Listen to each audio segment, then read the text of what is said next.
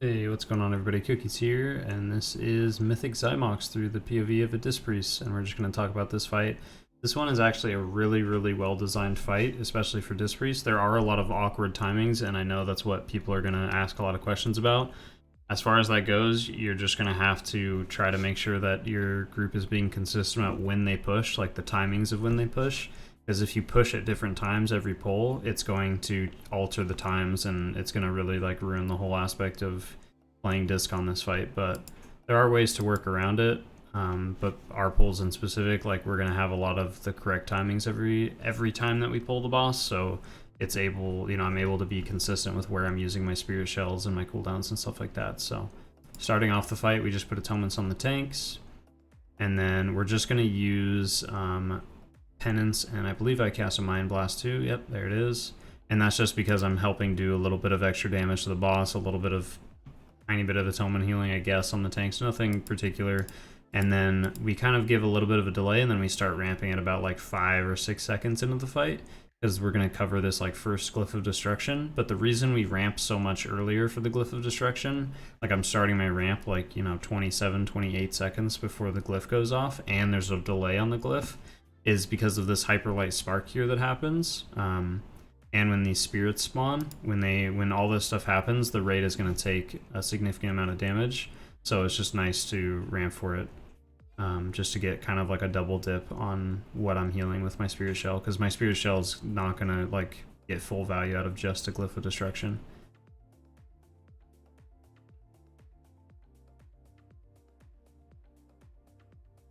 And you'll see my healing kind of rocket up here in a second as these spirits spawn. It's kind of this like orb thing up in the air is like zapping the whole raid. So I think even my spirit shell was like a little bit too early, but it looks like it's still got like a decent amount of value off, like 9k HPS. So here I jump into a trap because I'm bad and I'm trying to watch my raid frames. And then for this fight, we're still following that same pattern of 2 radiances and then 1 mini ramp with a schism and 1 radiance charge. So I like to do that as soon as like my schism's coming off cooldown. That's when I like to go for it. So when we move over here towards red, that's kind of my signal. So this is normally where I would already have been ramping and everything, but we're a little bit late to it this pull, and that's okay. So here's where I would have already pressed my radiance. And I think if we go back just a tiny bit, I would usually want to be pressing my radiance right here. So like, this is where I ramp, and then I want to press Radiance for this Hyperlight Spark right here, this Hyperlight Spark 3. Because then, do you see how much the raid is taking damage? So it's just like so much free healing with that mini ramp. But we get a late one here, so we just go for the next Hyperlight Spark. So this is my Radiance, Refresh Dot, Schism, Mind Blast Penance, and then I'm using Penance to move out of and dodge the lions on the floor. And then this is normally where my ramp would be right here, but because we're late, we're going to just delay it a tiny bit, and then now we're going to go into it.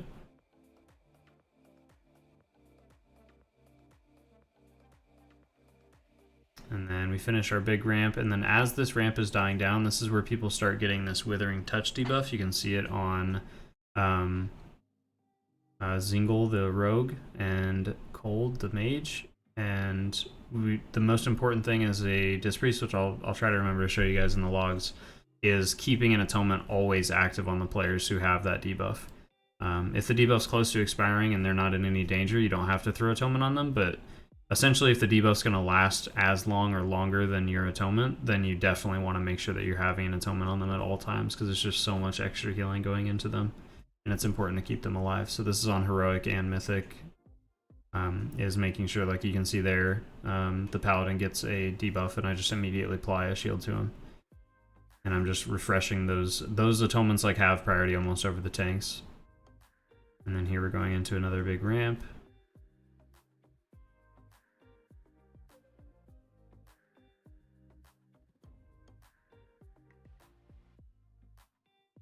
And typically for this fight, you can see here on like the healing assignments that we have set up, as Disc Priest, again, this is going to depend varying on your times of your own guild or your own group killing this boss, but you generally want to ramp for every other Glyph of Destruction, which it's going to be like 1:30 sometimes in between glyphs, and then once you're in, I believe it's once you're in like once you're in the last phase, each glyph is only a minute apart rather than like a minute and 30, kind of because the weird timings. Like you can see here, the first glyph is like 0:35, the second one is 1:01, and then 2:01.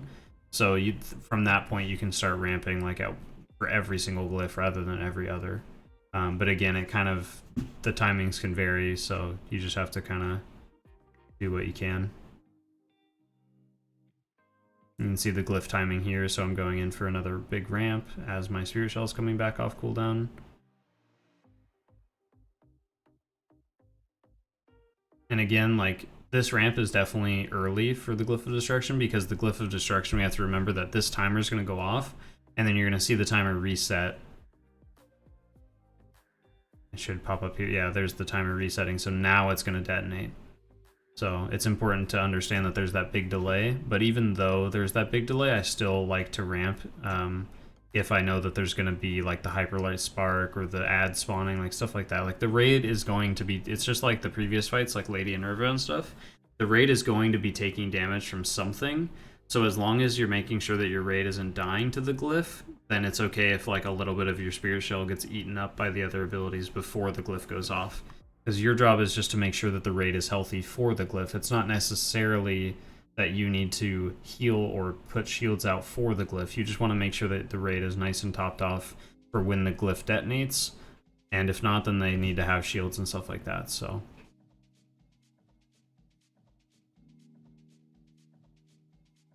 our Mindbender accidentally doesn't go off because we don't have the boss targeted. But we're just alternating back and forth between 2 atonements in one. So we'll take a look at the log for this fight. So what I like to do is go to cast, we'll go to enemies, we'll go to Artificer Xymox, we'll look at Glyph of Destruction, and then we'll go to our own cast.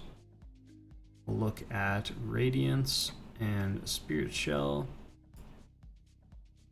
And there we can see that nice, awesome pattern of 2 Radiance, 1, 2 Radiance, 1, 2 Radiance, 1, 2, 1, 2, and then it starts kind of getting messed up here towards the end. And this is where it's just like, I shouldn't have used this Radiance here. I should have just waited. And I believe I died in this fight. Maybe I didn't. I guess I didn't die in this fight. Maybe it was the pull before or something like that. So this is where we just mess up, is towards the end, and then we can go ahead and just look at like one of these just to kind of see how they went. So we'll just look at like we'll look at one of these ones towards the end. I'd like to look at.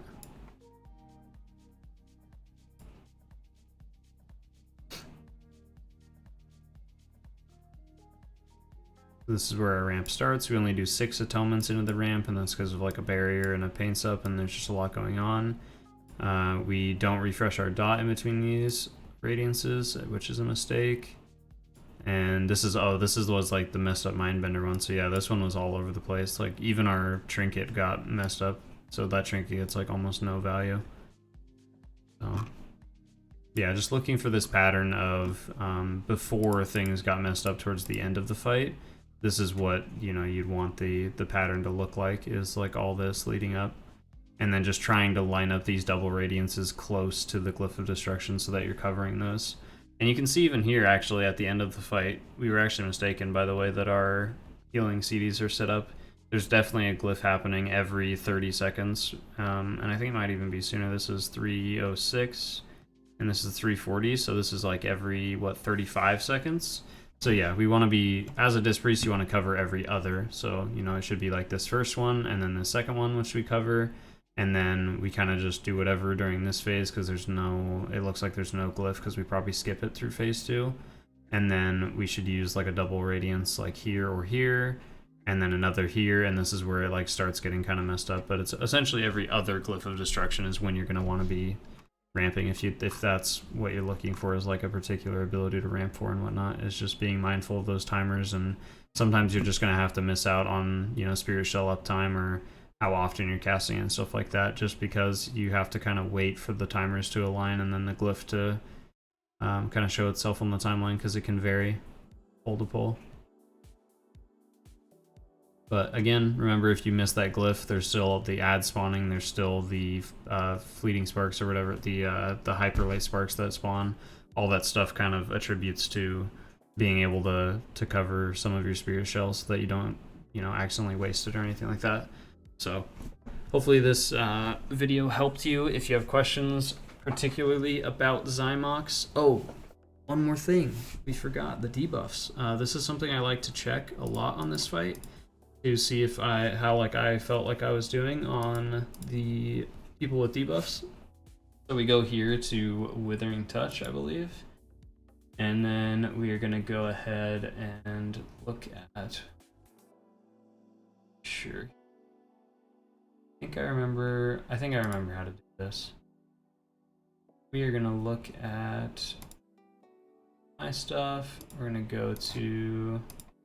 Oh, is it buffs? Yeah, we're going to go to buffs. I'm trying to remember how to do this because it's been a while. Go to buffs, go to Doodlebee. Source, we'll look at... or attempts.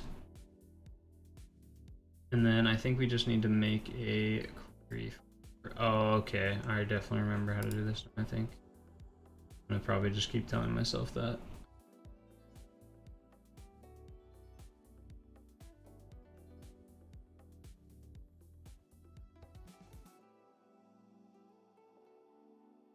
You know what? I think it's a mess.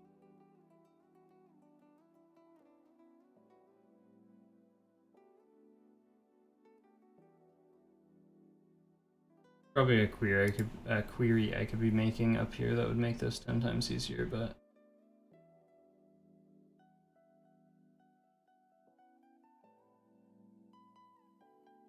alright, well I probably can't figure it out.